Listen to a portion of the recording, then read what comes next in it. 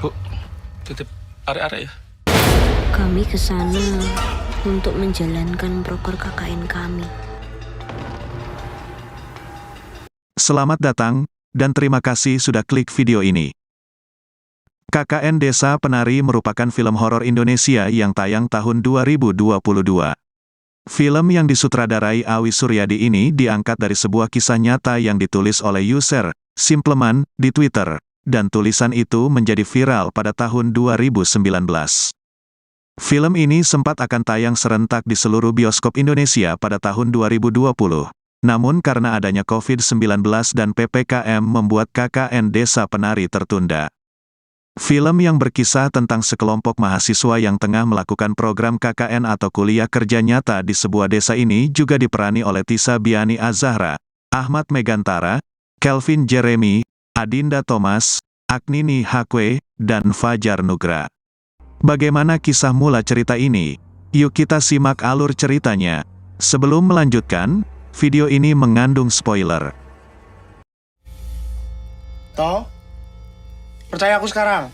Cerita ini dimulai dengan karakter bernama Widya, Ayu, Bima, Wahyu, Anton dan Nur yang akan merampungkan program KKN di sebuah desa di Kabupaten K selama 6 minggu. Awalnya sang kepala desa yakni Pak Prabu menolak adanya KKN di kampung halamannya itu. Namun karena desakan dari kakaknya Ayu yang merupakan kawan lama Pak Prabu, akhirnya mereka diizinkan untuk mengadakan program kerja di desa tersebut selama 6 minggu. Jalan masuk ke dalam desa tersebut memang tidak terlalu jauh dari jalan besar, yakni sekitar 30 menit. Namun sayangnya kendaraan seperti mobil tidak bisa masuk ke dalam desa Penari, karena ditutupi hutan dan para peserta KKN pun diantar ke dalam desa menggunakan motor. Sejak awal masuk desa tersebut, Nur dan Widya merasakan hal yang tidak enak seperti suara gamelan dan sosok penari. Bahkan ketika pertama kali Pak Prabu mengantar mereka keliling desa, Ayu melihat sosok tinggi hitam berbulu di dekat sinden atau kamar mandi desa tersebut. Sinden merupakan tempat mandi khusus bagi para penari desa tersebut. Namun sekarang tidak bisa digunakan karena airnya kering. Akhirnya mereka pun memutuskan untuk menandai sinden tersebut sebagai proker atau program kerja mereka di desa dengan berusaha mengalirkan air dari sungai ke kolam di sinden tersebut. Suatu hari di tengah perjalanan menuju desa, Widya mendengar suara gamelan di dalam hutan seperti ada orang hajatan, padahal tidak ada desa lain di dekat situ. Teror demi teror pun dimulai sejak mereka masuk ke dalam perkampungan penuh misteri tersebut. Ada makam-makam yang semuanya ditutup menggunakan kain hitam dan menurut Pak Prabu hal itu dikarenakan makam-makam tersebut masih baru. Lalu ada sebuah gapura atau tipak talas yang menurut kepercayaan masyarakat setempat sebagai pemisah antara wilayah desa dengan hutan.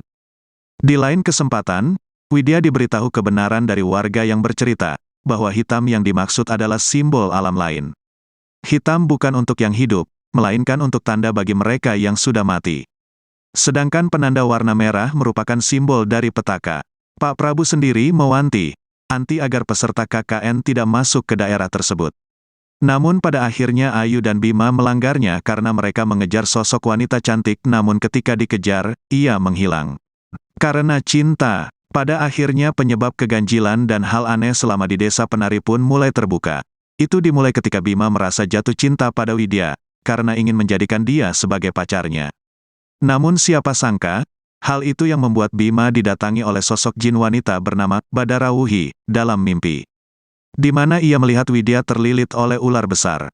Dalam mimpinya, Badarawuhi mengatakan kalau Widya sejak awal akan dijadikan penari di alam gaib. Bima yang mendengar hasutan jin tersebut tidak bisa menerima hal tersebut. Maka Badarawuhi pun menawarkan perjanjian dengan Bima. Jin dengan sosok asli ular besar tersebut berjanji akan melepaskan Widya, asalkan Bima mau menuruti semua keinginannya termasuk bersetubuh dengannya. Mereka ikut semua perkataan jin, sing jenenge jauh. Dalam mimpi, Badarawuhi memberikan sebuah gelang pada Bima untuk diberikan pada Widya, dengan alasan gelang tersebut bisa melindungi gadis pujaannya itu. Dan saat terbangun, ternyata gelang itu benar-benar ada di dekatnya. Bima pun bingung dengan mimpi yang nampak nyata tersebut. Karena tidak bisa berterus terang pada Widya untuk memberikan gelang itu, akhirnya Bima minta pertolongan pada Ayu untuk menyimpannya diam-diam di tas Widya. Dan siapa sangka ternyata Ayu juga memiliki hati pada Bima. Ayu yang menerima gelang itu pun bingung dengan permintaan ini. Di sisi lain, Ternyata si Jin Badarawuhi mengetahui perasaan Ayu pada Bima. Jin ini pun mendatangi Ayu dan memberikannya sebuah selendang. Menurut Badarawuhi, dengan selendang tersebut, dia bisa menjadikan Bima sebagai pacarnya.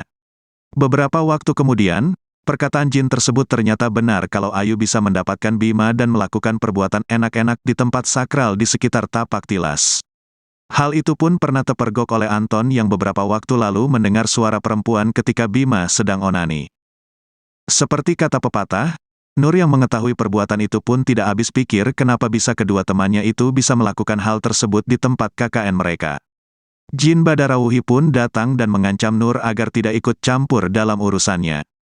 Namun jin wanita itu tidak bisa mencelakai Nur karena ada sosok yang menjaganya. Ia adalah Mbah Dok yang merupakan hodam leluhur Nur. Dan gadis berhijab itu sama sekali tidak tahu kalau dirinya dijaga oleh makhluk gaib yang sangat disegani bangsa jin lain. Di akhir cerita, menurut versi viral di Twitter, baik karakter Bima maupun Ayu dinyatakan sudah meninggal dunia, karena menurut dokter yang mendiagnosis, menyatakan lumpuh total. Dan apa yang mereka lakukan di daerah hutan tersebut pada akhirnya membuat keduanya terjebak di alam gaib hingga kini. Dan cerita pun berakhir dengan pesan serta hikmah yang mendalam bagi penonton. Bahwa ini bukan tentang hal yang sepele, siapapun kamu, dimanapun kamu berada, sekali lagi, jaga sikap dan perilaku karena sebagai tamu, selayaknya tetap bersiteguh pada warisan pendahulu kita yang mengutamakan sopan santun terhadap tuan rumah.